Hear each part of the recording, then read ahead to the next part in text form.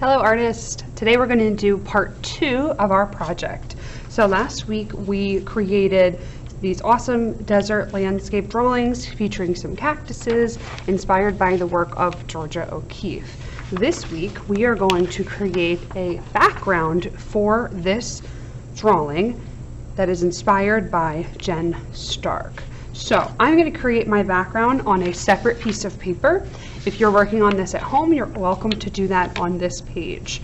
So I'm going to put this one away for now. I have the same size paper, and again it is tall. To do this I need a pencil, and I'm going to use some different markers. I've got some nice bright ones here which will be great for creating my own pattern inspired by Jen Stark. I really like her drippy pattern. If you look at it, you can see the same type of line going all the way across and in all different spaces in her work. So when you create your pattern, you could create a drippy pattern like hers. You could use zigzag lines, curves, wavy lines, any type of line that you would like to. You're going to create your background in the whole entire space on your paper, or if you're working on your same paper as last week, it needs to fill the entire space that the sky would be on. So like I said, I'm going to make one that is drippy. So whatever line type you choose, start at the top of your page and go across. So I'm going to just make a nice drippy line, maybe with some bigger spots, something like that. I'm going to continue these lines all the way down my page. When I go down my page, I can repeat the same line. So I'm going right next to it. And I can also change it as I go too. And it's sort of going to naturally change as we go. Like we can see this drip started small, but now it's gotten a lot bigger.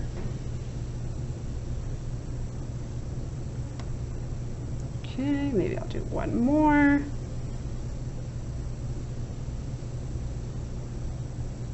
And now I think I'm going to change it up a little bit. So maybe I'll start over here this time, go down a little bit, drip over there. And then I can repeat this line a couple times.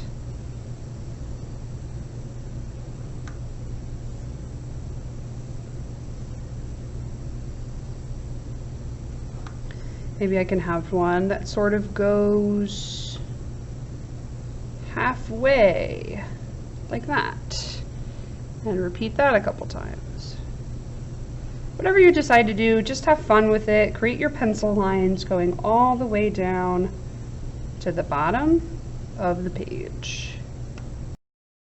Okay, now that I'm done with all of the pencil, now is the fun part, which is coloring. I could color this in a pattern like red, blue, red, blue, red, blue, red, blue. I can change it as I go, but no matter what you do, we're going to make sure that we are coloring our very best. So that means I'm not scribbling, I'm taking my time. This is going to take us a little while, but that is okay. So I'm going to start at the top, start anywhere that you would like. I like to turn my big paper so that the space I'm working on is closer to me.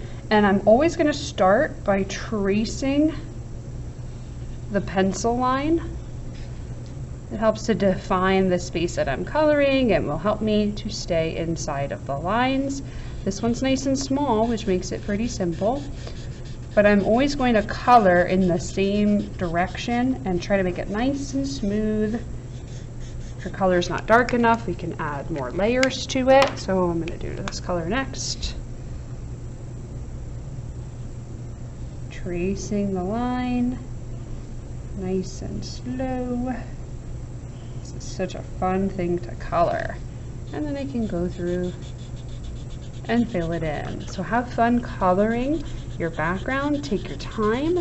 You'll know that you're done when there is not a single white space on the whole paper. Awesome. Have fun with it.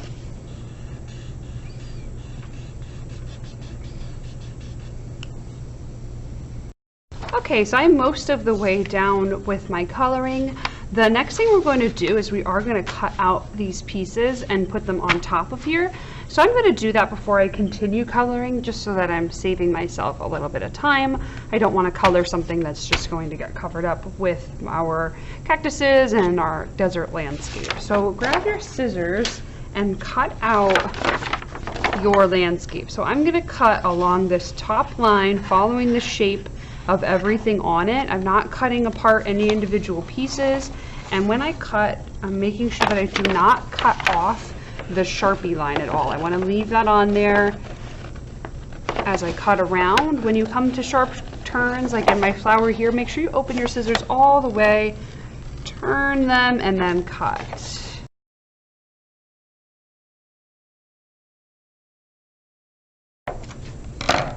Alright, so now I'm going to check and see how this looks and if I need to color any more. So I'm going to line up my bottom corners and see, oh, I've got a spot right here that needs to be colored, but other than that it looks really good. So I stopped at a good place. So double check, and if you have anything that shows behind your landscape, even if it's like in between your cactuses, make sure that you color that. And one more thing I'm going to do to my background is I'm going to trace in between each of my colors with my Sharpie. You can do this with a washable marker or any kind of black marker, but I'm going to use my Sharpie, and I'm basically just going to be tracing those pencil lines that we drew originally. So I'll get this out of the way and I'll do that now. Alright, now I'm ready to glue my two pieces together. I'm going to use my glue stick. You can also use a bottle of glue, whatever you have at home, but I'm going to make sure that I have lots of glue around the bottom edges of my paper. Go right up to the edge. We do not want this to ever come off. Work your way all the way around the tops of the cactuses. And then I like to scribble a whole bunch of glue in the middle. Just like that. When you're gluing these, very carefully line up the bottom corners. We have neighbors around us that can help us with this, and of course I can help you too. There we go. So I didn't put it down yet. I lined up that bottom corner. Once that's lined up, I'm going to look across to the other side, line that up, and I'm not pushing it down yet because in case I need to move it, I can still slide it. Again, I want to make sure that it's lined up on my corners. Oh, it moved a little bit. Okay. Then we can slowly start to push it down.